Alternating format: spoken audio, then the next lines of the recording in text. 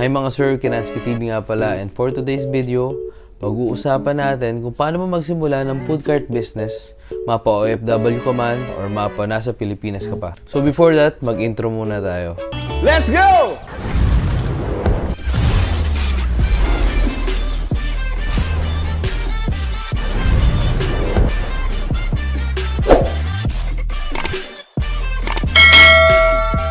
So yun nga guys, sa video na to pag-uusapan natin kung paano ba tayo pwede magsimula ng isang small mobile food cart or food cart business katulad ng ginawa ko.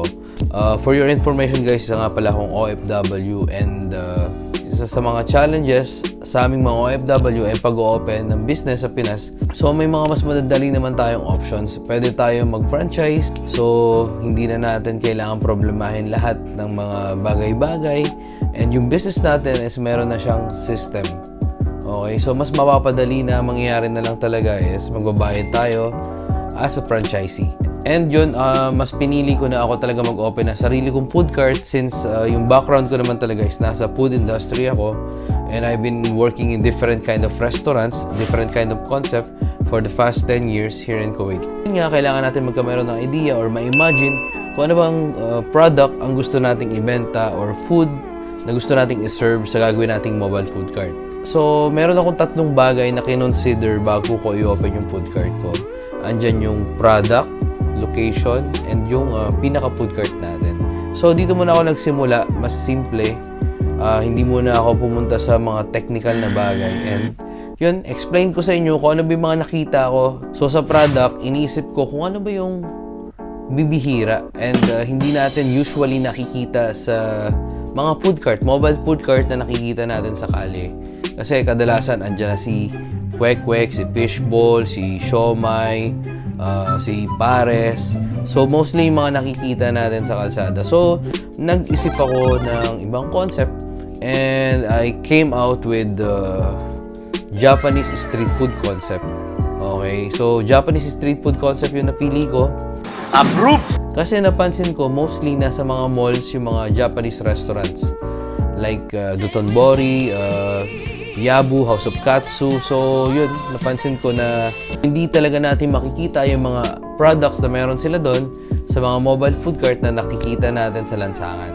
And sa product, since nakapili na nga ako kung ano yung concept ko, pumili na lang ako kung ano ba yung mga produkto na ilalagay ko sa food cart ko. So, andyan ang fried shabu-shabu balls, okonomiyaki fries, and katsu. So, nung nakapag-decide na ako ano ba yung mga products na gusto ko ilagay sa food cart ko, doon ako nag-start ng costing, packaging, food tasting, research, and then nabuo ko yung menu ko. Then, nag-add na lang ako ng 2 drinks. So, yun guys, sa product, yun yung mga simpleng bagay na kinonsider ko muna. Since mag-i-start pa naman ako or nagpaplano pa lang naman ako. So, ang second natin is location. So, siguro tatanungin nyo, bakit location? Mobile food cart naman yung gagamitin natin. So, we can go in any location. Yes po, we can go in any location. But it doesn't mean na yung pupuntahan nating location is talagang tatauhin tayo or dudumugin tayo ng tao. So, ang mga tao, depende rin naman sa mood nila kung ano yung gusto nilang kainin for that specific day. So, yun nga, location. Siyempre, ang iisipin agad natin is maraming tao, maraming dumadaan. Pero it doesn't mean na bibili na lahat yung mga tao na yun. Holy shit! So, depende pa rin tayo sa presyo ng produkto natin sa food cart natin. So, kung ang mga produkto na binibenta natin is below 50 pesos, ayan, I suggest pwede nating ilagay sa mga mataong lugar like palengke o terminal or elementary school. Kasi yung mga elementary students, I think hindi naman sila ganun kalaki rin yung mga baon. Then, kung pupunta na tayo sa above 50 or more than 100 yung mga items sa food cart natin, I suggest pwede natin silang ilagay sa mga near office area, near banks, or near college or universities. Kasi sila yung may mga baon or may kakayanan bumili ng mga ganung produkto.